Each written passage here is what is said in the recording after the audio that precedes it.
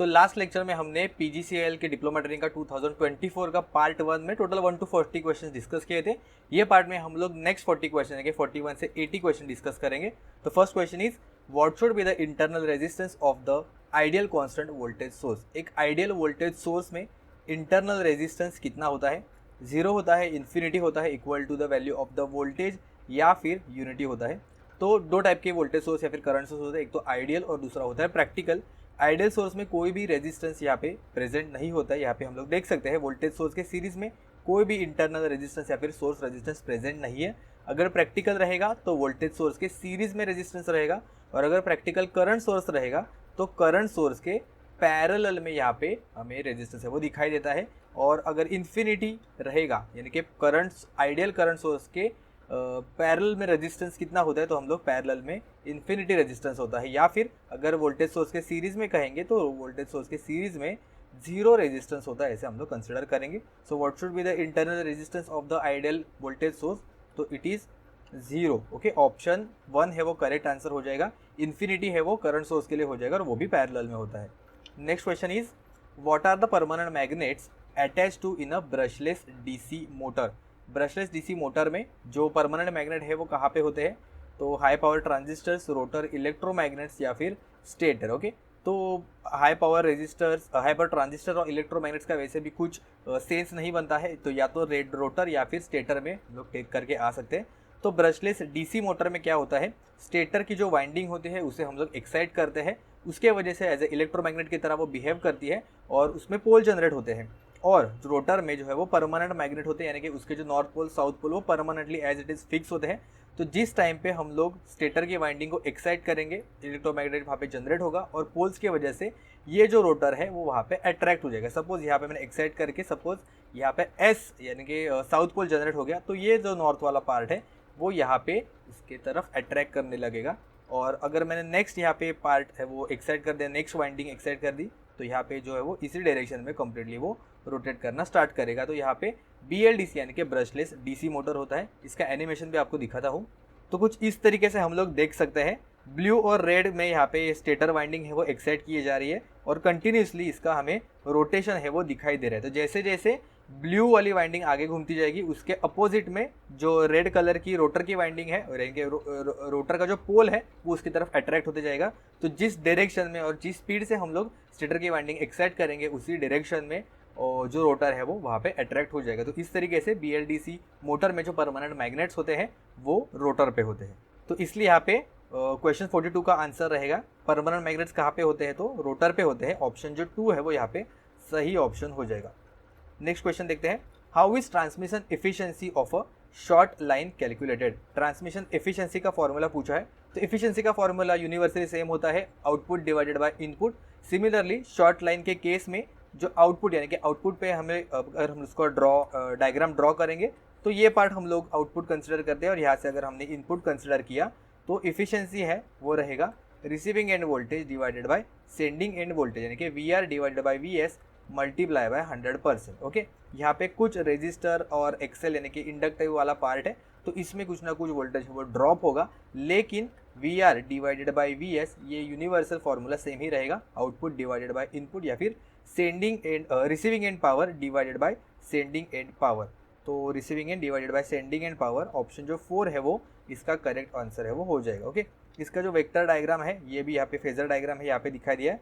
Receiving end voltage में अगर हम लोग रेजिस्टेंस का ड्रॉप और इंडक्टिव रिएक्टेंस का ड्रॉप अगर हम लोग ऐड करेंगे तो हमें टोटल सेंडिंग एंड वोल्टेज है वो मिलेगा। ठीक है, बढ़ते हैं आगे।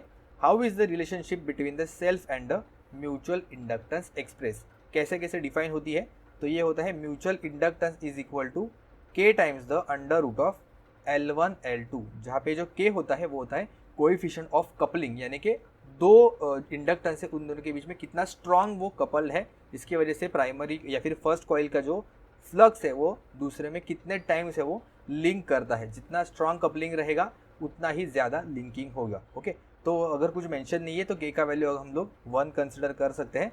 सो M is equal to under root of L1 L2, ये इसका करेक्ट आंसर हो जाएगा, यानी कि option number 1। Okay, coefficient of coupling के बारे में यहाँ पे मेंशन किया है, तो coefficient of coupling measures how effectively two inductors और कॉइल्स आर मैग्नेटिकली कपल्ड, जो हमने डिस्कस किया था।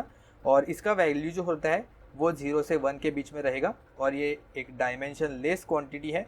म्यूचुअल इंडक्टेंस हो या फिर सेल्फ इंडक्टेंस हो, दोनों है वो हेनरीज में हम लोग उसको मेजर करते हैं। ठीक है, तो ये फॉर्मूला भी आपको पूछा जा सकता है बहुत बार, बहुत सारे क्वेश्चंस में, एग्जाम्स में ये वाला फॉर्मूला है वो पूछा गया था कोएफिशिएंट ऑफ कपलिंग से रिलेटेड। ठीक है, नेक्स्ट क्वेश्चन है, how can the potential difference between the 2 points in a ring main of a ring distribution system be reduce. Basically एक रिंगमैन डिस्ट्रीब्यूशन टाइप 3 टाइप के होते हैं मेजरली। एक होता है रेडियल सिस्टम, जिसमें एक स्ट्रेट लाइन में इसके टैपिंग निकाल के हम लोग वोल्टेज सप्लाई है वो आगे भेजते हैं जहाँ कहीं पे भी लोड कनेक्टेड है वो। पैरेलल सिस्टम में ट्विन फीडर रहता है, यानी कि अगर एक कहीं पे भी अगर फॉल्ट आ जाएगा तो दूसरे फीडर से वो सप्लाई है वो कंटिन्यूसली आते जाएगा। अगर सपोज रेडियल सिस्टम में सपोज यहाँ पे इनिशियली ही फॉल्ट आ गया तो ये पूरा का पूरा सप्लाई कट ऑफ हो जाएगा और ये जो लेफ्ट वाला एरिया है नीचे वाला सारा का सारा डार्क में हो जाएगा। अगर यहाँ पे फॉल्ट आ गया तो आगे का चला जाएगा, लेकिन अगर स्टार्टिंग कहीं पे अगर फॉल्ट आया तो यहाँ पे पूरा का पूरा जो एरिया है वो डार्क में चला जाएगा। फीडर में कैसा होता है, अगर एक में आया तो दूसरे से हम लोग उसको पास कर सकते हैं जो वोल्टेज है वो या फिर जो कोई भी पावर रहेगा वो। लेकिन रिंगमैन में सबसे ज़्यादा रिलायबिलिटी रहती है। अगर सपोज इस लाइन पे अगर फॉल्ट आया तो यहाँ डिस्ट्रीब्यूशन पे कैसे जाएगा, सबस्टेशन से एक तो इस डायरेक्शन में भी जा सकता है या फिर इस डायरेक्शन में भी जा सकता है, तो दोनों डायरेक्शन से जा सकता है। सपोज अगर यहाँ पे फॉल्ट आ गया तो सबस्टेशन से इस डायरेक्शन में गुजर के इस डिस्ट्रीब्यूटर तक यहाँ पे हमें वोल्टेज या फिर पावर है वो मिल जाएगा। तो रिंग डिस्ट्रीब्यूशन में, रिंगमैन डिस्ट्रीब्यूशन में यहाँ पे हमें रिलायबिलिटी ज़्यादा मिलती है। ओके, इन्होंने कहा है कि पोटेंशियल डिफरेंस कम करना है, तो इसका मतलब क्या है, पोटेंशियल डिफरेंस कैसे कम कर सकते हैं, इसका मतलब हमें लॉसेस है वो कम करना पड़ेगा। जो लॉसेस है उसको अगर हम लोग कम करेंगे तो पोटेंशियल डिफरेंस है वो कम हो जाएगा। लॉस क्या होता है, लॉस होता है basically V is equal to I times of the R हम लोग कंसिडर कर सकते हैं, ये वो पोटेंशियल ड्रॉप है। अगर हमने रेजिस्टेंस का वैल्यू कम कर दिया, ओके, वो पर्टिकुलर कंडक्टर के रेजिस्टेंस का वैल्यू कम कर दिया तो ऑब्वियसली वोल्टेज ड्रॉप है वो कम हो जाएगा। और हमें पता है रेजिस्टेंस का वैल्यू कैसे कम हो जाएगा, तो R का फॉर्मूला है रेजिस्टेंस का, R is equal to rho L divided by A, जहाँ पे A है वो एरिया ऑफ क्रॉस सेक्शन है और L होता है वो लेंथ होता है। तो या हम लेंथ का वैल्यू कम करेंगे तो भी हम लोग उसका रेजिस्टेंस है वो कम कर सकते हैं, लेकिन अगर फीडर है या फिर कोई भी कंडक्टर है तो उसका लेंथ हम लोग नहीं कम नहीं कर सकते, क्योंकि वो स्पेसिफिकली मेजर करके ही हम लोग जितना रिक्वायर्ड है, जितना मिनिमम रिक्वायर्ड है उतना ही यूज़ करते हैं।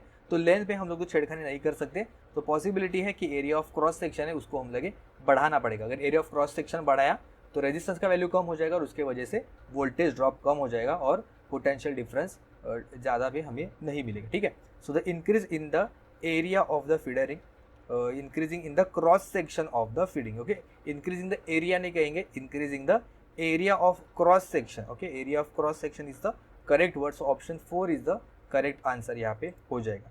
बढ़ते हैं आगे, which of the following is the most accurate methods of measuring the low resistance. बहुत ही बेसिक सा क्वेश्चन है, डीसी ब्रिजेस हम लोग पढ़ते हैं, उसमें सबसे लो रेजिस्टेंस किससे मेजर करते हैं, तो केल्विन्स डबल ब्रिज मेथड से हम लोग यूज़ करते हैं। यहाँ पे हमें डायग्राम है वो दिखाई देगा जिसमें ये टोटल दो P and Q, capital P and capital Q ये बिग आर्म्स है या फिर आउटर रेशो आर्म्स है, और smaller P and smaller Q है इनर रेशो आर्म्स है, जहाँ पे जो R यहाँ पे मेंशन है जो लेफ्ट साइड में कनेक्टेड है उसका वैल्यू अननोन है और जो S है वो स्टैंडर्ड रेजिस्टेंस का वैल्यू है। तो ये कुछ फॉर्मूले यहाँ पे मेंशन है जिसके हेल्प से हम लोग रेजिस्टेंस का वैल्यू है, अननोन रेजिस्टेंस का वैल्यू है वो फाइंड आउट करते हैं, और ये usually low value of resistance के लिए हम लोग यूज़ करते हैं। सिमिलरली बाकी के जो डीसी ब्रिजेस रहते हैं वो किसके लिए यूज़ करते हैं, तो व्हीटस्टोन ब्रिज मीडियम के लिए होता है, कोरी-फोस्टर्स ब्रिज मीडियम के लिए होता है, Kelvin's double bridge low resistance के लिए जो अभी हमने देखा, लॉस ऑफ चार्ज मेथड और मेगर ये हाई रेजिस्टेंस के लिए हम लोग यूज़ करते हैं। सो मेगर एक इंसुलेटर के लिए या फिर केबल इंसुलेशन के लिए हम लोग यूज़ करते हैं for high insulation resistance. Okay, बढ़ते हैं आगे। Question 47 is stepper motor system with which input drivers output more torque in high speed region. तो स्टेपर मोटर में क्या होता है, एक पर्टिकुलर स्टेप्स में, जैसे अभी हमने देखा था थोड़ी देर पहले जो ब्रशलेस डीसी मोटर देखा था, सिमिलर टाइप का ही कंसेप्ट होता है यहाँ पे। जिस डायरेक्शन में और जिस स्पीड में हम लोग अगर स्टेटर का जो वाइंडिंग है वो एक्साइट करेंगे with the help of Arduino रहेगा या फिर कोई भी ड्राइवर रहेगा, उसमें प्रोग्रामिंग करके पल्सेस प्रोड्यूस करते हैं और वो पल्सेस है वो स्टेटर को भेजते हैं। तो जिस डायरेक्शन में पल्सेस है वो प्रोवाइड होती है या फिर एक्साइट होता है उस डायरेक्शन में जो रोटर है वो रोटेट करने लगता है। तो इसका जो स्टेप एंगल होता है वो मैक्स टू मैक्स हम लोग मिनिमम 1.8 डिग्रीज होता है, या फिर 360 डिग्रीज एक कंप्लीट सर्कल होता है। उसमें से 200 स्टेप्स मैक्सिमम अगर हम लोग कंसिडर करेंगे तो कितने स्टेप्स के लिए यूज़ होता है, तो मैक्सिमम 200 स्टेप्स के लिए ये यूज़ होता है। और अगर 200 स्टेप्स रहेगा तो हर एक स्टेप है तो स्टेप एंगल है वो 1.8 डिग्री का मिनिमम है वो होता है, या फिर 1.8 डिग्री से यूजुअली ज़्यादा होता है। तो इसलिए हम लोग डीसी इनपुट ड्राइवर और फिर एसी इनपुट ड्राइवर हम लोग यूज़ कर सकते हैं पल्सेस प्रोवाइड करने के लिए, या फिर स्टेटर वाइंडिंग को एक्साइट करने के लिए। तो दोनों में डिफरेंस क्या है, तो डीसी इनपुट ड्राइवर अगर हम लोग यूज़ करेंगे तो ये लो और मीडियम स्पीड के लिए अच्छा है, लेकिन अगर मुझे हाई स्पीड रीजन के लिए चाहिए तो मैं एसी इनपुट ड्राइवर है वो यूज़ करूँगा। टॉर्क परफॉर्मेंस के regarding significant torque drop at high speed, अगर हाई स्पीड पे मुझे यूज़ करना है तो यहाँ पे टॉर्क ड्रॉप होता है अगर मैंने डीसी यूज़ किया तो, लेकिन maintain the higher torque at the high frequency. तो टॉर्क अगर मुझे चाहिए तो एसी इनपुट ड्राइवर मुझे वहाँ पे यूज़ करना पड़ेगा। कॉम्प्लेक्सिटी क्या है, डीसी इनपुट ड्राइवर है वो कंपेरेटिवली सिंपल है और कॉस्ट इफेक्टिव है, लो कॉस्ट है। और जो एसी इनपुट ड्राइवर है वो एडवांस कंट्रोलिंग वहाँ पे यूज़ होते हैं, जैसे कि वेक्टर हुआ या फिर माइक्रो स्टेपिंग हुआ, तो इसलिए ये कंपेरेटिवली थोड़ा कॉम्प्लेक्स हो जाता है। ओके, यहाँ पे क्वेश्चन में पूछा था stepper motor systems with which input drivers output more torque in the high speed region, तो maintains the high torque at high frequency या फिर हाई स्पीड रीजन्स के लिए हम लोग एसी इनपुट ड्राइवर्स है वो यूज़ करते हैं। तो ऑप्शन जो डी है या फिर ऑप्शन 4 है वो करेक्ट हो जाएगा। नेक्स्ट है which of the following gates can implement the any boolean function. तो यूजुअली हम लोग यूनिवर्सल गेट्स के बारे में पढ़ते हैं। यूनिवर्सल गेट्स कौन से होते हैं, तो यूनिवर्सल गेट है वो नैंड गेट होता है और नॉर गेट होता है, right. Is a NAND gate और नॉर गेट, ये दोनों गेट्स के हेल्प से हम लोग कोई भी गेट है वो दूसरा परफॉर्म करते हैं, कोई भी दूसरा गेट है वो इजीली बना सकते हैं। लेकिन यहाँ पे इन्होंने स्पेसिफिकली गेट से रिगार्डिंग नहीं, इन्होंने कोई भी एनी बुलियन फंक्शन से रिगार्डिंग इन्होंने पूछा है। और ऑप्शंस अगर चेक करेंगे तो दोनों में नैंड गेट और नॉर गेट दोनों एक साथ नहीं है। यहाँ पे नॉर है लेकिन नैंड गेट नहीं है, यहाँ पे नैंड है नॉर नहीं है, यहाँ पे नैंड गेट है लेकिन एक्स नॉर है एक्स और नहीं है। तो इन्होंने जो करेक्ट आंसर दिया था वो था एंड इन्वर्ट, यानी कि एंड और नॉट गेट। इन्वर्ट यानी कि नॉट गेट अगर हम लोग उसके साथ साथ यूज़ करेंगे तो हम लोग कोई भी बुलियन फंक्शन उसके हेल्प से बना सकते हैं, ऐसा इन्होंने ऑप्शन में करेक्ट दिया था।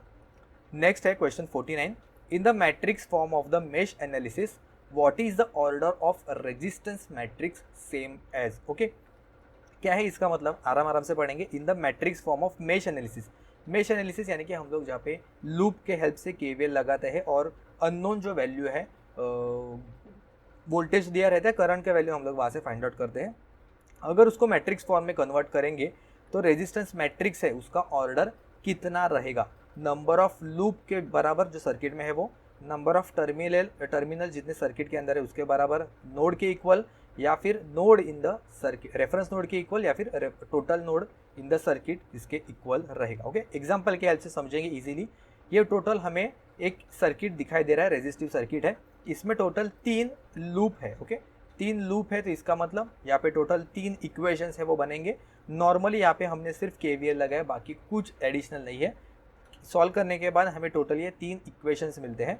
इसमें से करंट यहाँ पे अलग अलग लिखे हैं, अगर कुछ नहीं है तो वहाँ पे 0 मेंशन किया है। सो I1 I2 I3 I1 I2 I3 and I1 I2 I3, इसको अगर हम लोग रेजिस्टेंस के साथ मल्टीप्लाई करेंगे ये केवीएल सॉल्व करने के बाद, और उसको मैट्रिक्स फॉर्म में अगर हम लोग इसको पुटअप करेंगे, बेसिकली ये इक्वेशन या फिर मैट्रिक्स सॉल्व करेंगे तो आपको ये 3 इक्वेशन ही मिलने वाले हैं।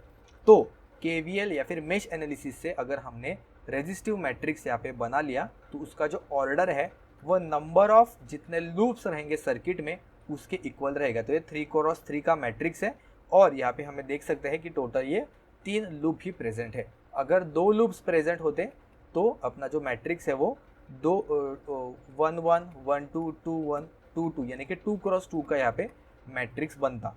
तो यहाँ पे ऑप्शन नंबर जो 1 है वो सही हो जाएगा कि नंबर ऑफ लूप के इक्वल वो होता है।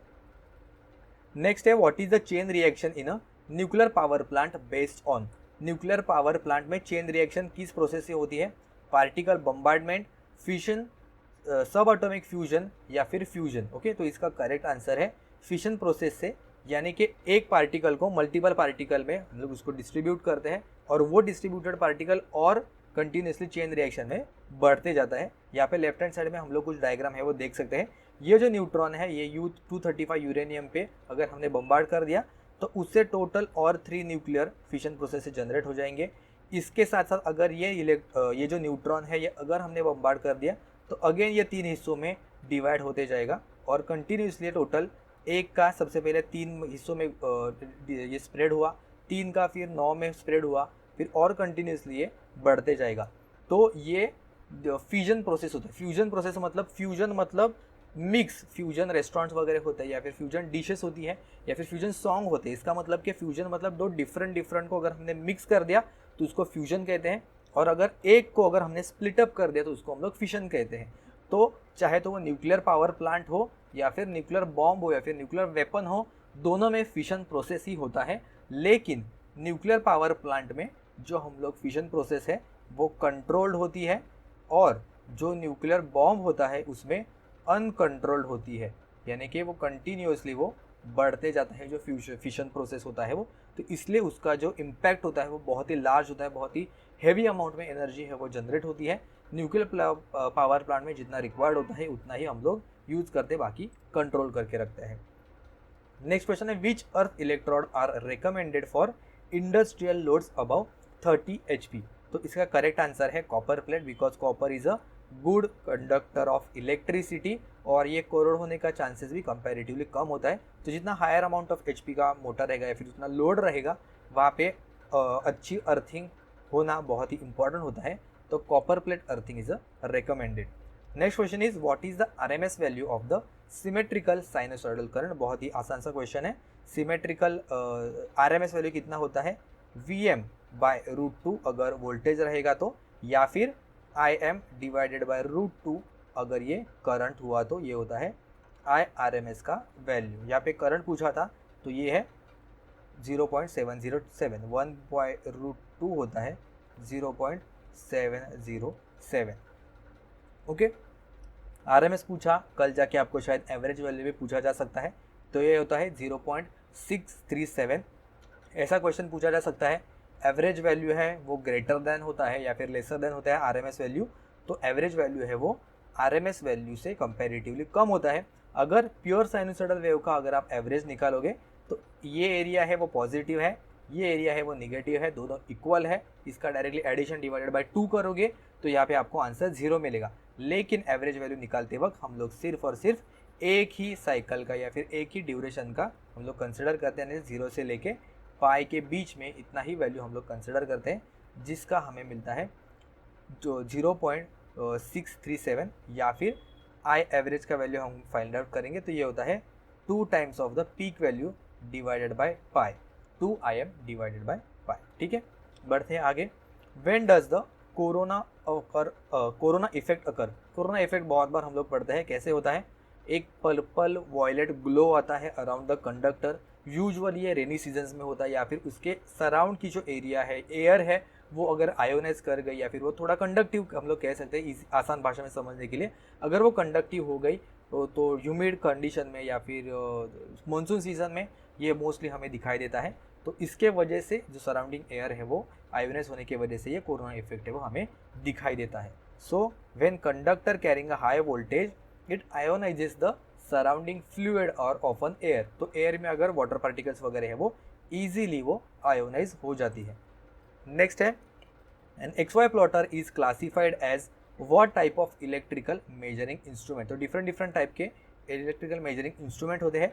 XY प्लॉटर क्या होता है, तो X एक्सिस और Y एक्सिस पे अगर हम लोग कंटिन्यूसली रीडिंग कुछ हमें प्लॉट करना रहेगा तो ये XY प्लॉटर है वो यूज होता है। So it is basically a recording device. कुछ इस तरीके से दिखाई देता है। 3D प्रिंटर वगैरह आपने देखा रहेगा, X एक्सिस पे Y एक्सिस पे, वो तो Z एक्सिस पे भी वर्क करता है, लेकिन आपने कुछ ड्राइंग करने वाला या फिर ऑटोमेटिकली हैंड रिटन वाला ऐसा आपने देखा रहेगा।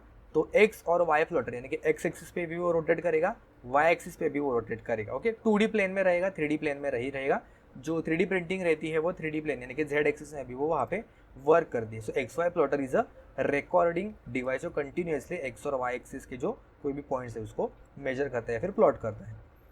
Question 55 is the position encoder provides an output corresponding to the which of the following? Rotation of the shaft, number of shaft, position of the control device या फिर direction of the control device. तो basically एक position encoder है, वो rotation of the shaft है वो decide करता है या फिर उसका जो वैल्यू है वो हमें पता है। So position encoder is a type of sensor use to determine the rotational position या फिर एंगुलर डिस्प्लेसमेंट रोटेटिंग शाफ्ट। तो यहाँ पे हमें दिखाई दे रहा है एक सोर्स है, एलईडी का सोर्स है और नीचे यहाँ पे फोटो डिटेक्टर है। तो जैसे ही वो लाइट सेंस करेगा उसको पता चलेगा ये जो डिस्क है वो रोटेट होने के बाद इसके बीच में अगर हमें ऐसे ऐसे लाइंस दिखाई दे रहे हैं तो जैसे ही इस लाइन से लाइट पास होके फोटो डिटेक्टर वो सेंस करेगा उसको पता चलेगा कि उसके ओरिजिनल पोजीशन या फिर रेफरेंस पोजीशन से वो अभी कितना रोटेट हो गया है। इसका मतलब उसका एंगुलर डिस्प्लेसमेंट या फिर रोटेशनल पोजीशन है वो उससे हम लोग फाइंड आउट कर सकते हैं। तो इसलिए रोटेशन ऑफ द शाफ्ट यहाँ पे करेक्ट ऑप्शन रहेगा, ना कि पोजीशन एनकोडर है तो इसका मतलब कंट्रोल डिवाइस का पोजीशन वो नहीं बताएगा, it will tell the rotation of the shaft. Next question is in a biochemical based power plant what drives the generator to produce electric energy output? तो generator अगर है तो कौन सा भी पावर प्लांट हो उसको ड्राइव करने के लिए हमेशा टरबाइन से हम लोग यूज़ करते हैं। तो बायोकेमिकल बेस्ड पावर प्लांट के उसके अंदर क्या होता है, बायोकेमिकल इज़ अ फ्यूल है, इसके वजह से वापस से हम लोग हीट प्रोड्यूस करेंगे, उसके वजह से पानी वो उबालेंगे, स्टीम बनेगा और आगे वो हम लोग टरबाइन पे भेजेंगे और उसके हेल्प से जनरेटर है वो इलेक्ट्रिसिटी जनरेट करेंगे। तो न्यूक्लियर पावर प्लांट रहने दो, थर्मल पावर प्लांट रहने दो, बायोकेमिकल हमेशा जनरेटर को घुमाने के लिए हम लोग टरबाइन है वो यूज़ करते हैं। तो ऑप्शन जो 1 है वो करेक्ट ऑप्शन हो जाएगा। Question number 57 is for the source transformation a Thevenin's equivalent circuit is transform into which equivalent circuit? वापस से देखते हैं, सोर्स ट्रांसफॉर्मेशन में थेवेनिन को किस में ट्रांसफर किया जाता है? तो थेवेनिन अगर सर्किट है तो उसको हम लोग नॉर्टन करते हैं, अगर नॉर्टन नहीं रहेगा तो उसको हम लोग थेवेनिन में करते हैं, क्योंकि ये एक दूसरे के ड्यूअल ऐसा हम लोग कह सकते हैं। सो थेवेनिन रहेगा तो नॉर्टन में उसको कन्वर्ट किया जाएगा। थेवेनिन मतलब voltage source with series resistance को कन्वर्ट किया जाएगा current source in parallel with the resistance. तो ये जो आर का वैल्यू है ये सेम रहेगा, करंट सोर्स का वैल्यू कितना रहेगा? तो ये particular voltage source divided by this resistance. तो हमें यहाँ पे सोर्स ट्रांसफॉर्मेशन क्यों करते, ताकि आसानी से हम लोग क्वेश्चन है वो सॉल्व करें। नेटवर्क में अगर फाइंडिंग रेजिस्टेंस फाइंड आउट करना है, किसी को वोल्टेज फाइंड आउट करना है, तो इस मेथड से हम लोग इजीली फाइंड आउट कर सकते हैं। What is the standard unit of the luminous intensity? Okay, तो ये डायग्राम अपने माइंड में फिट बिठा लेना, तो आपको कोई भी क्वेश्चन का जो यूनिट पूछा इल्यूमिनेशन से रिलेटेड तो कोई भी डाउट नहीं होगा। सबसे पहले कैंडल दिखाई दे रहे हैं, लुमिनस फ्लक्स है वो चारों डायरेक्शन में जाता है, तो ये सबसे पहले कंसिडर किया जाता है यूनिट में, इसका है वो लुमेंस। उसके बाद ये जो फ्लक्स है इस पर्टिकुलर सॉलिड एंगल में से अगर गुजरेंगे तो उसे हम लोग कहेंगे लुमिनस इंटेंसिटी। एक पर्टिकुलर छोटी से एंगल से या फिर सॉलिड एंगल से अगर हम लोग कंसिडर करें तो इसका मतलब यहाँ पे इंटेंसिटी बहुत ज़्यादा है। तो लुमिनस इंटेंसिटी का होता है कैंडेलाज, जहाँ पे ये फॉल करता है उसको हम लोग कहेंगे इल्यूमिनेंस, और फॉल होने के बाद जब हमें आंखों पे दिखाई देता है उसको हम लोग कहेंगे लुमिनेंस। ओके, लुमिनेंस और इल्यूमिनेंस में कंफ्यूजन मत होना। लुमिनेंस ध्यान रखना जो आंखों में दिखाई दे रहा है, और ये डायग्राम अगर अपने माइंड में स्टोर करें तो आपको समझ में आ जाएगा ये लुमिनेंस है और ये इल्यूमिनेंस है, यानी कि बीमार हुआ। इल है ना, इल वर्ड होता है यानी कि क्या, वो बीमार है, तो बीमार है इसलिए ये ज़मीन पे लेटा हुआ है, तो इसलिए हम लोग यहाँ पे कंफ्यूजन नहीं होंगे। लुमिनेंस है वो ऊपर वाला, इल्यूमिनेंस है वो नीचे, बीमार है वो नीचे पर। ओके, तो यहाँ पे देखेंगे फ्लक्स, इसका यूनिट है लुमेंस और इसका यूनिट है कैंडेला। लुमेंस और कैंडेला ये ध्यान रखोगे तो आगे वाला आ जाएगा। लुमेंस जो 1 नंबर है वही 3rd नंबर रहेगा, यानी कि lumens divided by metre square, और जो 2nd नंबर है उसका ही रिलेटेड 4th नंबर रहेगा कैंडेलास, तो candelas divided by metre square. Okay, यहाँ पे क्या लुमेंस है तो lumens divided by metre square, candela है candela divided by metre square. Diagram में पता चलता फ्लक्स है सब चारों डायरेक्शन में जाएगा, तो लुमिनस फ्लक्स का तो है लुमेंस। उसके बाद लुमिनस इंटेंसिटी किससे आ रहा है, तो कैंडल से आ रहा है, तो ये कैंडेला, इसे हम लोग याद रख सकते हैं। और बाकी लुमिनेंस और इल्यूमिनेंस का तो मैंने आपको बता दिया।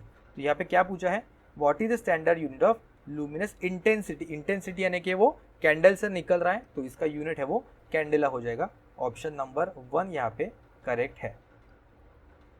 The positive electrodes of the electrostatic precipitator are present in which form. तो सबसे पहले इलेक्ट्रोस्टैटिक प्रेसिपिटेटर देखते हैं क्या होता है। तो यूजुअली पावर प्लांट पे, थर्मल पावर प्लांट में वगैरह, या फिर कोई भी अगर फैक्ट्री हो, वहाँ पे अगर धुआं निकल रहा है तो धुएं में बहुत सारे माइक्रो पार्टिकल्स होते हैं, कार्बन पार्टिकल्स होते हैं, जो एक बहुत ही ज़्यादा हार्मफुल होते हैं हमारे लिए, जिससे ब्रीदिंग प्रॉब्लम वगैरह हो सकते हैं। तो अगर डायरेक्टली वो एयर में हम लोग खुले में छोड़ देंगे तो बहुत एयर पोल्यूशन हो जाएगा। तो एयर में छोड़ने से पहले उसे हम लोग फिल्टर आउट करते हैं with the help of electrostatic precipitator. तो ये एक फिल्टर ही है जो इम्प्यूरिटीज डस्ट पार्टिकल को निकाल देता है स्मोक से, या फिर जो कोई भी धुआं है वो हम लोग बाहर छोड़ने के पहले। तो इसका वजह से उसका जो इंटेंसिटी है धुएं का या फिर पोल्यूशन का वो कम हो जाता है। तो इसलिए प्लेट्स है वो हम लोग यूज करते हैं। इसका स्पेसिफिक डायग्राम यहाँ पे हम लोग देख सकते हैं। पॉजिटिव प्लेट्स और निगेटिव जो प्लेट्स है वो अल्टरनेट एक दूसरे के बाद रखते हैं। सबसे पहले positive plate, negative plate, positive plate और निगेटिव प्लेट। पॉजिटिवली चार्ज होता है, निगेटिवली चार्ज होता है। इसके वजह से क्या होता है, उसके बीच में जब भी कभी एयर या फिर वो जो इम्प्योर्ड एयर उससे पास होती है तो पॉजिटिव वाले पार्टिकल्स है वो निगेटिव प्लेट की तरफ जाते हैं, निगेटिव वाले पार्टिकल्स है वो पॉजिटिव चार्ज प्लेट की तरफ जहाँ पे जाते हैं। तो इसके वजह से जो कुछ भी डस्ट पार्टिकल्स है या फिर जो आयोनस पार्टिकल है वो दोनों प्लेट के तरफ जाते हैं। पॉजिटिव वाले नेगेटिव की तरफ जाएंगे, नेगेटिव वाले पॉजिटिव की तरफ जाएंगे। तो इसके वजह से बीच में से जो कुछ भी एयर है वो क्लीन एयर है वहाँ से गुजरेगी। और बाद में ये जो यहाँ पे जो अभी पार्टिकल्स यहाँ पे चिपके रहेंगे वो हैमरिंग प्रोसेस के हेल्प से यहाँ पे नीचे इकट्ठा कलेक्ट होते हैं हॉपर्स में, और जो कुछ भी एयर है वो यहाँ पे क्लीन गैस है तो आउट यहाँ पे जाएगा। देखो फ्लू गैस इन, जहाँ पे पार्टिकल्स हम लोग को दिखाई दे रहे हैं, यहाँ पे बहुत सारे इस प्लेट से गुजरेंगे जहाँ पे पॉजिटिव और निगेटिव चार्ज है, और उसके वजह से क्लीन जो एयर है वो पास हो जाएगा या फिर जो गैस है वो पास हो जाएगा, और जो डस्ट है वो यहाँ पे एक्यूमुलेट होकर हम लोग इसको वापस इकट्ठा कलेक्ट कर लेते हैं। तो इन्होंने क्वेश्चन पूछा था positive electrodes of the electrostatic precipitator क्या है। ओके, तो ये प्लेट फॉर्म में होता है। स्पेसिफिकली इन्होंने पॉजिटिव इलेक्ट्रोड के बारे में पूछा है। ओके, ध्यान देना, पॉजिटिव पूछा है तो ये प्लेट्स फॉर्मेट में होता है। यहाँ पे मैंने मेंशन भी किया है, पॉजिटिव है वो प्लेट फॉर्मेट में होता है, और जो निगेटिव होते हैं वो वायर या फिर मेश फॉर्म में होते हैं। तो यहाँ पे पॉजिटिव पूछा था, शायद आपको आने वाले एग्जाम में निगेटिव इलेक्ट्रोड के बारे में पूछा, तो यहाँ पे वायर और मेश है वो करेक्ट आंसर हो जाएगा। क्वेश्चन है 60, full form of the facts क्या है। फैक्ट्स का फुल फॉर्म क्या है, बहुत ही आसान सा क्वेश्चन है। तो यह है फ्लेक्सिबल एसी ट्रांसमिशन सिस्टम। बहुत सारे फुल फॉर्म भी आपको पूछे जा सकते हैं, आसान से होते हैं, एक बार ज़रूर देखना, लिस्ट आपके पास रहेगा तो आसानी से ऑनलाइन भी मिल जाएगा। नेक्स्ट क्वेश्चन है, which of the following is the correct mathematical expression for the relative error. तो रिलेटिव एरर मतलब एक्चुअल ट्रू वैल्यू के मुकाबले जो हमें एरर मिल रहा है वो कितना है। तो इसलिए absolute error divided by true value, ये होता है रिलेटिव एरर। यानी कि ट्रू वैल्यू के साथ हम लोग कंपेयर करेंगे कि एरर कितने परसेंटेज में है, जितना कम ना अच्छा, एरर जितना कम ऑब्वियसली उतना अच्छा रहेगा। नेक्स्ट है, where is the start capacitor connected in the capacitor start and capacitor run motor. Single phase induction motor है, यहाँ पे हम लोग कैपेसिटर यूज करते हैं टू स्टार्ट द मोटर। तो capacitor start, capacitor run motor में दो कैपेसिटर यूज होते हैं। CR जो हमें दिखाई दे रहा है कैपेसिटर रन, ये परमानेंटली रहता है, और कैपेसिटर स्टार्ट जो मोटर रहता है, कैपेसिटर स्टार्ट वाला जो कैपेसिटर रहता है वो इनिशियली सर्किट में आता है, उसके बाद हम लोग सेंट्रीफ्यूगल स्विच से उसको कट ऑफ कर देते हैं सर्किट से। तो ये हम लोग देख सकते हैं स्टार्टिंग वाइंडिंग या फिर ऑक्सिलरी वाइंडिंग के सीरीज में होते हैं। ओके, यहाँ पे हम लोग देख सकते हैं। तो ऑप्शन क्या है यहाँ पे, in series with the auxiliary winding, option 1 है वो यहाँ पे करेक्ट ऑप्शन हो जाएगा। How is the capacitance sensitivity of a parallel AC circuit represented. तो कैपेसिटेंस सेंसिटिविटी के बारे में यहाँ पे पूछा है, तो शायद आपने नहीं सुना होगा। कैपेसिटेंस सेंसिटिविटी क्या होता है, तो capacitance sensitivity is basically a capacitive susceptance, जो हम लोग B से डिनोट करते हैं, वो होता है inverse of the reactance. Okay, it measures the circuits ability to permit alternating current through the capacitance. तो कैपेसिटेंस है वो AC को पास होने देता है, और जो DC को है वो ब्लॉक कर देता है। तो उसमें कितनी एबिलिटी है, उसमें कैपेबिलिटी है, एबिलिटी है टू परमिट द, यानी कि अलाउ करना अल्टरनेटिंग करंट को। So it is a inverse of the capacitive reactance. तो कैपेसिटिव रिएक्टेंस क्या होता है, x is equal to 1/2πfc। तो इन्वर्स का इन्वर्स मतलब जो सेंसिटिविटी है कैपेसिटेंस का वो होता है 2πfc, यानी कि ऑप्शन जो 4 है वो यहाँ पे करेक्ट ऑप्शन हो जाएगा। वैसे भी ये दो ऑप्शन तो चले जाएंगे क्योंकि 2πfl है, l मतलब इंडक्टेंस वाला है, तो ये अगर आपको पता भी नहीं होगा तो भी इन दोनों ऑप्शन में से हम लोग टिक करके आ सकते थे अगर ऑप्शन एलिमिनेशन यूज करेंगे तो। ठीक है, नेक्स्ट है what is the function of a three phase star connected resistance unit in a wound rotor induction generator. तो इंडक्शन जनरेटर मोटर हो तो दो टाइप के होते हैं, ये तो स्क्विरल केज होता है और दूसरा होता है वाउंड रोटर या फिर जिसे हम लोग स्लिप रिंग इंडक्शन मोटर या फिर इंडक्शन जनरेटर भी कहते हैं। तो हमें पता है कि स्लिप रिंग इंडक्शन मोटर या फिर इंडक्शन जनरेटर है, उसमें हम लोग एक्सटर्नली रेजिस्टेंस कनेक्ट कर सकते हैं जिसके वजह से स्पीड कंट्रोलिंग बहुत ही आसानी से हो सकती है। ये सिर्फ और सिर्फ पॉसिबल है स्लिप रिंग या फिर वाउंड रोटर के लिए, स्क्विरल केज इंडक्शन मोटर के लिए ये पॉसिबल नहीं होता है। तो इट कंट्रोल्स द स्लिप या फिर speed of the generator control करने के लिए ये यूज होता है। नेक्स्ट है if a PMMC instrument measurement वाला क्वेश्चन आ गया, has a coil of 100 turns यानी कि एन का वैल्यू मिला 100, फ्लक्स डेंसिटी यानी कि बी का वैल्यू है दिया है यहाँ पे 0.15, एरिया का वैल्यू दिया है 80 मिलीमीटर स्क्वायर एंड करंट है यहाँ पे I 5 milliampere, then what will be the deflecting torque. तो परमानेंट मैग्नेट मूविंग कॉइल में डिफ्लेक्टिंग टॉर्क और कंट्रोलिंग टॉर्क हमेशा इक्वल होता है, कोई भी अगर हम लोग इंस्ट्रूमेंट कंसिडर करेंगे तो।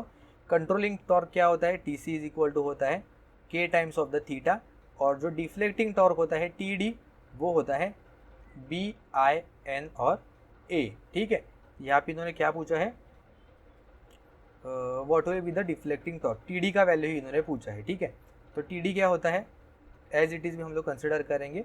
सो T D is equal to B I N A, B का वैल्यू यहाँ पे सब्स्टिट्यूट कर दिया, बी का वैल्यू दिया है फ्लक्स डेंसिटी 0.15, बी का वैल्यू देता हूँ 0.15 मल्टीप्लाई बाय करंट का वैल्यू है 5 मिली एम्पियर यानी कि 10⁻³ एन दिया है 100 दिया है, और एरिया ऑफ जो क्रॉस सेक्शन दिया है या फिर एरिया दिया है वो 80 mm² है। तो सारे के सारे हम लोग मीटर स्क्वायर में कन्वर्ट करेंगे या और एम्पियर वगैरह में, तो मिलीमीटर स्क्वायर को मीटर में कन्वर्ट करने के लिए हम लोग उसको 10⁻³ करेंगे। तो 80 मल्टीप्लाई बाय 10⁻³ और इसका ये स्क्वायर हो जाएगा। ठीक है, तो कैलकुलेट करेंगे तो हो जाएगा 0.15, ये 30, ये 1 2 3 ये एक साथ कैंसिल हो जाएंगे, मल्टीप्लाई बाय 8 × 5 हो जाएगा 40 × 10⁻⁻6, ये आप कैलकुलेट करोगे तो आ जाएगा 6 ×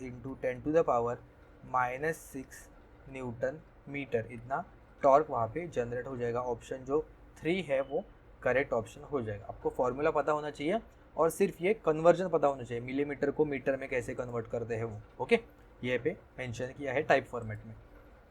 नेक्स्ट है how can overall efficiency of a thermal power plant be define.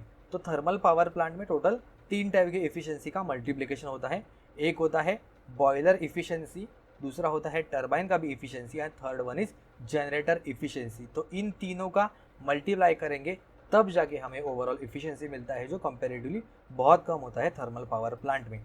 Option 1 यहाँ पे सही हो जाएगा। नेक्स्ट है what is the correct voltage transformation ratio condition for a step up transformer.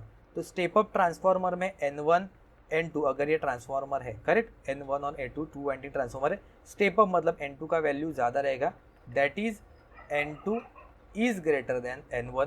Transformation ratio होता है वो होता है N2 / N1। तो इसका मतलब N2 का वैल्यू अगर N1 से ज़्यादा है तो जो K का वैल्यू है वो डेफिनेटली ग्रेटर देन 1 मिलेगा because it is a step up transformer. Okay, suppose 22 kV का ट्रांसफॉर्मर कंसिडर करेंगे तो इसका मतलब 220 / 22 which is equal to 10। Okay, तो ये 1 से ज़्यादा है तो ऑप्शन 3 करेक्ट है। नेक्स्ट है in a synchronous motor copper loss is compensated by. तो सिंक्रोनस मोटर में कॉपर लॉस कंपनसेट किससे किया जाता है, supply line, motor AC input, armature input या फिर डीसी सोर्स। तो इसका करेक्ट आंसर है option number 4 DC source. Next है how to calculate the percentage transmission efficiency in case of medial element. तो ट्रांसमिशन इफिशियंसी या फिर इफिशियंसी बेसिकली वही होता है आउटपुट डिवाइडेड बाय इनपुट। तो यही फॉर्मूला लगाएंगे, output divided by input, okay. या फिर आउटपुट डिवाइडेड बाय इनपुट को हम लोग ऐसे कंसिडर कर सकते हैं, इनपुट मतलब आउटपुट प्लस कुछ ना कुछ लॉसेस। आउटपुट के साथ अगर लॉसेस हो या फिर इनपुट पे से लॉसेस हटा दिए तो हमें आउटपुट मिलता है। Similarly input is equal to output plus losses. तो इसका मतलब आउटपुट क्या है, पावर डिलीवर्ड है, divided by power delivered plus losses. तो ऑप्शन जो 1 है वो यहाँ पे करेक्ट ऑप्शन हो जाएगा।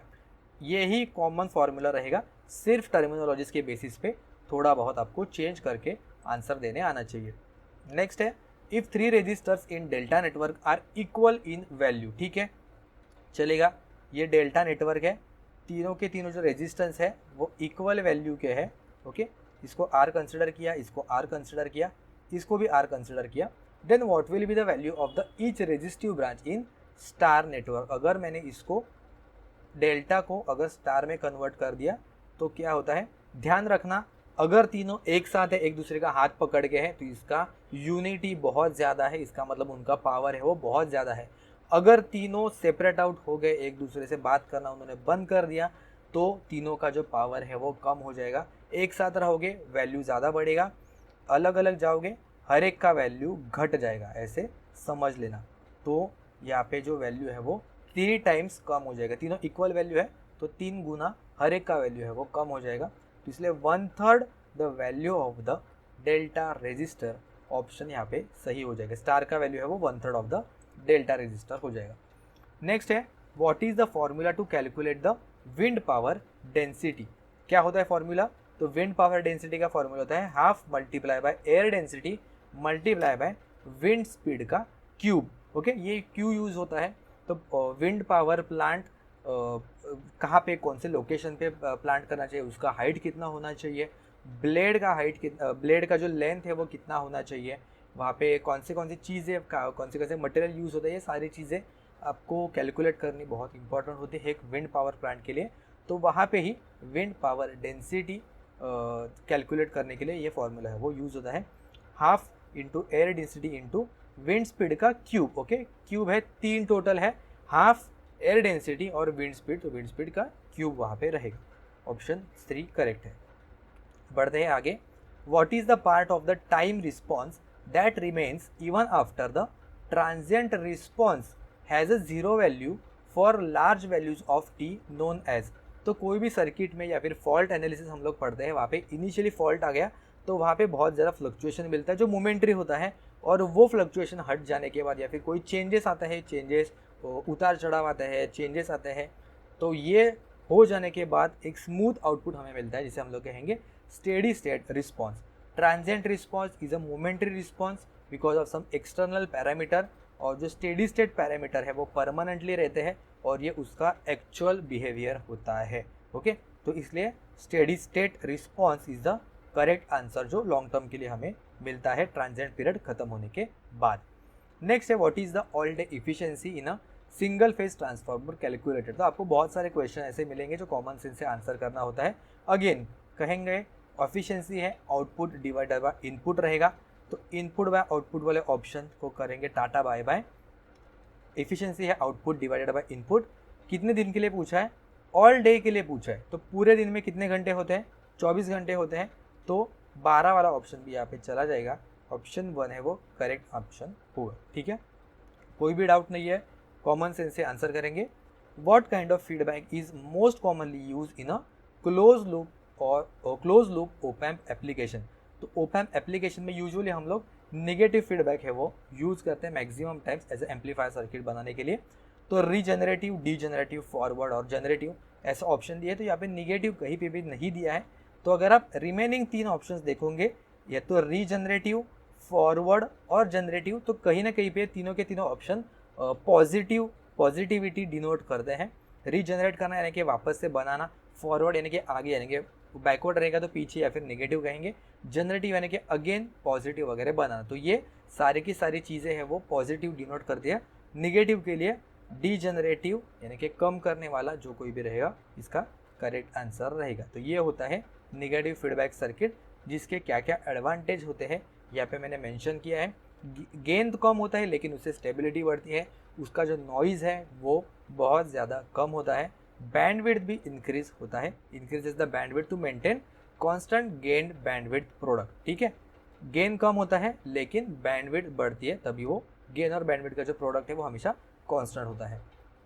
नेक्स्ट है how is the direction of the induce current flow as per Faraday's law determine. कौन से लॉ के हेल्प से हम लोग इंड्यूस करंट के डायरेक्शन को फाइंड आउट करते हैं? तो एक होता है मोटर, दूसरा होता है जनरेटर। हमें पता है राइट हैंड रूल है वो किसके लिए यूज होता है? जनरेटर। ये ट्रिक भी मैंने बताया था। जनरेटर में टोटल आर, ये स्पेलिंग में 2 आर होते हैं, यहाँ पे भी 2 आर होते हैं। लेफ्ट हैंड रूल में एक ही आर है और ये मोटर के लिए यूज होता है, यहाँ पे भी एक ही आर है। तो ये ट्रिक से हम लोग ध्यान रख सकते हैं। इंड्यूस करंट एक आउटपुट है, ओके। इंड्यूस करंट या फिर आउटपुट हमें मिलता है, तो जनरेटर में इलेक्ट्रिकल आउटपुट मिलता है, करंट हमें यहाँ पे मिलता है आउटपुट में।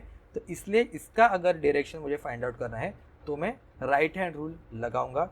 अगर मुझे direction of motor find out करना है, रोटर फाइंड आउट करते हैं, कंडक्टर फाइंड आउट करनी है, तो मैं लेफ्ट हैंड रूल वहाँ पे यूज करूँगा। तो आउटपुट पे क्या मिल रहा है और वो किसके लिए यूज़ होता है ये समझ लिया तो आपको कोई भी प्रॉब्लम नहीं होगा। नेक्स्ट है how is the string efficiency of an insulator of the N units define. Last lecture में ही हमने स्ट्रिंग एफिशिएंसी अच्छे से डिस्कस किया है अलॉन्ग विद द डायग्राम। वहाँ पे भी क्या था? Voltage across the whole string divided by N multiply by voltage nearest to the voltage across disc nearest to the conductor. तो टोटल फ्लैश ओवर, ये एन तो ऊपर में नहीं आएगा, flash over voltage in 1 unit ये भी नहीं आएगा, पूरा का पूरा स्ट्रिंग के अक्रॉस कितना है divided by N multiply by एक डिस्क के अक्रॉस कितना होता है। तो सिमिलर कंसेप्ट ही है, सिर्फ वर्डिंग चेंज करके दिया है। तो एक ही पेपर में 2 क्वेश्चंस एक ही टॉपिक से फॉर्मूला बेस पे ही आ गए थे, okay. What causes Ferranti effect in a transmission line. तो फेरांटी इफेक्ट है वो हमें यूजुअली लॉन्गर ट्रांसमिशन लाइन में दिखाई देता है, जहाँ पे सेंडिंग एंड वोल्टेज से ज़्यादा रिसीविंग एंड वोल्टेज मुझे मिलता है। रिसीविंग एंड वोल्टेज है it is greater than the sending end voltage. और ये क्यों होता है? तो because of the capacitive nature of the line. Line में फिजिकली कैपेसिटर्स तो नहीं कनेक्टेड होते हैं, लेकिन ये लाइन वोल्टेज पे चार्ज है, ये लाइन यहाँ पे वोल्टेज डिफरेंस है। ग्राउंड को अगर मैंने कंसिडर किया तो इसके बीच में एयर वाला जो मटेरियल है वो एज अ इंसुलेटर की तरह काम करता है। तो 2 चार्ज प्लेट के बीच में अगर इंसुलेटर है, इसका मतलब वो एज अ कैपेसिटर की तरह बिहेव करेगा। So it is a virtual capacitance effect हमें दिखाई देता है। इसके वजह से चार्जिंग करंट बनता है और इसी के वजह से हमें आउटपुट में वोल्टेज है वो ज़्यादा दिखाई देता है as compare to the sending end voltage, okay. फटाफट बढ़ते हैं नेक्स्ट क्वेश्चन की तरफ। लास्ट 2-3 क्वेश्चन बचे हैं। If there are 3 phase ABC and the rotation of the field structure of a 3 phase circuit is anti-clockwise। ध्यान से देना, यहाँ पे confusion होगा। By what angle will EMF of C will behind the A। हम usually क्या देखते हैं? A, B और C ऐसे कुछ लिखेंगे, राइट? A यहाँ पे दूसरा हो जाएगा B और यहाँ पे दूसरा हो जाएगा C, ओके। ये A, ये B और ये C, ओके। ये इससे 120 डिग्री लैग कर रहा है और जो C है ये A से 240 डिग्रीज लैग कर रहा है, ये इससे 240 डिग्रीज लैग कर रहा है। लेकिन ये पढ़ते वक्त कैसे पढ़ रहे हैं हम लोग? A, B और C, ओके। ये एक्चुअली में हम लोग क्लॉकवाइज डायरेक्शन में इसको मैंने लिखा है, लेकिन इन्होंने एंटी क्लॉकवाइज डायरेक्शन में लिखने के लिए कहा है। इसका मतलब A यहाँ पे आ जाएगा, B यहाँ पे आ जाएगा और C यहाँ पे आ जाएगा। तो C है वो A से कितना लैग करेगा? तो जो C है वो A से 120 डिग्री लैग करेगा।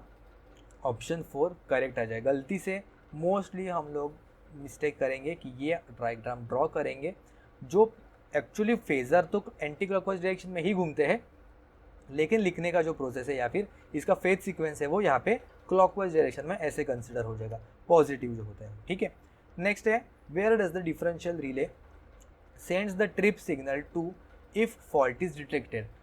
कोई भी रिले हो हमेशा वो सिग्नल भेजेगा, ऑब्वियसली मास्टर ट्रिप को भेजेगा सबसे पहले, और मास्टर ट्रिप जो है वो भेजेगा सर्किट ब्रेकर को, ओके। लेकिन इन्होंने सिंप्लीफाइड तरीके से पूछा है कि जो रिले है वो किसको सिग्नल भेजता है, तो ये किसको सिग्नल भेजेगा? तो सर्किट ब्रेकर को सिग्नल भेजेगा to cut off the supply, या फिर जो कुछ भी फॉल्ट है उसको आइसोलेट करने के लिए।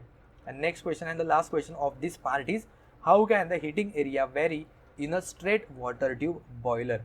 तो वाटर ट्यूब बॉयलर कुछ इस तरीके से दिखाई देते हैं, जहाँ पे स्ट्रेट ट्यूब्स यहाँ पे है, वाटर कूल्ड वाटर है वो यहाँ से इनलेट होता है, नीचे हमने कंबशन चेम्बर है जहाँ पे हीट प्रोड्यूस होती है, इसके वजह से जो एयर है वो और इसके वजह से जो पानी है वो गर्म होता है, स्टीम बनता है, और यहाँ से जो स्टीम है वो आउट हम लोग जहाँ कहीं पे भी यूज़ करना है वो वहाँ पे यूज़ करेंगे। इन्होंने कहा है how can the heating area very, heating area यानी कि कौन सा, ये जो एरिया है उसको हीट महसूस हो रही है उसको मुझे वेरी करना है तो क्या करना पड़ेगा। तो सबसे पहले अगर मैं ये जो ट्यूब है उसका लेंथ अगर मैं इंक्रीज कर दूँ तो ओवरऑल जो हीटिंग फील करने वाला जो एरिया है वो ऑटोमेटिकली बढ़ जाएगा। तो इसका मतलब अगर मैंने वाटर ट्यूब का लेंथ इंक्रीज कर दिया तो हीट महसूस करने वाला जो एरिया है वो भी बढ़ जाएगा। तो इसलिए ऑप्शन जो 1 है वो यहाँ पे करेक्ट ऑप्शन है। ओके, तो यहाँ पे अभी 40 क्वेश्चंस हमने डिस्कस किए, लास्ट लेक्चर में भी 40 क्वेश्चन डिस्कस किए थे। इसमें अगर कुछ डाउट है नीचे मुझे कमेंट्स में पूछ सकते हो, और नेक्स्ट वीडियो में रिमेनिंग 40 क्वेश्चंस हम लोग डिस्कस करेंगे। टोटल 120 क्वेश्चन इस एक पेपर में होते हैं। ठीक है, तो आज के वीडियो में इतना ही, मिलते हैं हम लोग नेक्स्ट वीडियो में रिमेनिंग क्वेश्चंस के साथ।